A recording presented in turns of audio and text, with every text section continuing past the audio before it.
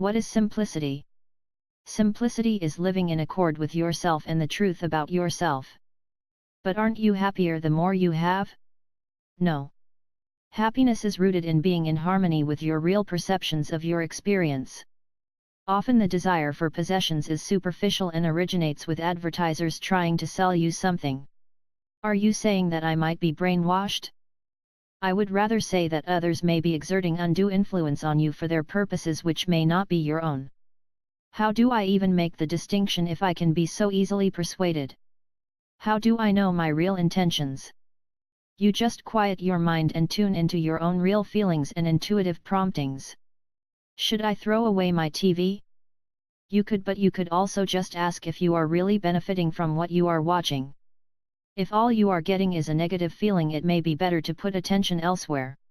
So I should be more critical about my involvements? Yes, and that includes how you spend money.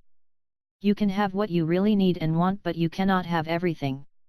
Even when new things come along, you might hold back and just appreciate what you have. You don't want to exist in a competitive frenzy in order to buy things you don't need and then can't appreciate. But wouldn't that hurt the economy? The economy is harmed more by excessive debt and lack of investment. I guess I might have to rethink my entire life then. That is what I did, and that is why I downsized to this smaller house with surroundings that I truly enjoy. I guess you find simplicity to be reassuring. My mind is more stable and I can think better. I am also more creative because I don't look to money as a solution for all my problems. Can you give me an example? Well, I now realize that if I want to exercise, I can just jog or do calisthenics.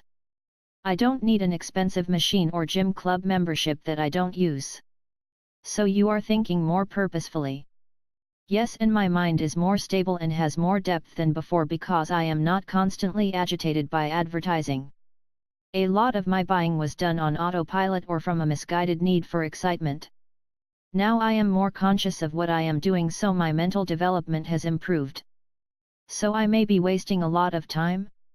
It may be that you just have to deal with some things before you can get beyond them. Once you see the limits of consumerism, you may just want to turn it around and live differently because of all the problems and needless complexity it produces. I guess the beauty of nature may transcend human economic calculations in some way. The beauty of nature is not to be missed, and you could go further. Aesthetic appreciation should be deliberately made a part of your life in a way as to make it a habit. That is true time management. Because mere human constructs of value can never replace the real moment of experience.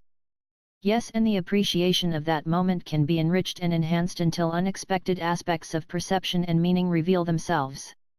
Real life is much more than a commercial transaction. It is an experience beyond any mental construct and is meant to unfold as you become more mindful. I guess society keeps you from knowing yourself. What we call society is the influence of the Industrial Revolution. It comes from a time when humans began realizing their poverty and developed machinery, business systems, and schedules in order to produce and sell more products. It was a benefit at first, but when you take it too far, you have so much stuff you don't know what to do with it all and have no time for enjoying all your things. Do we need society at all? You can benefit from society as long as it is truly supportive and not overbearing or controlling. You must find like-minded and supportive others and don't engage with others just to judge them or fight with them about how right you are. A lot of conflict can be ignored when you see how others are always acting out of their own frame of reference at any time and really cannot help themselves if they bother you. Is there a guideline for living your life?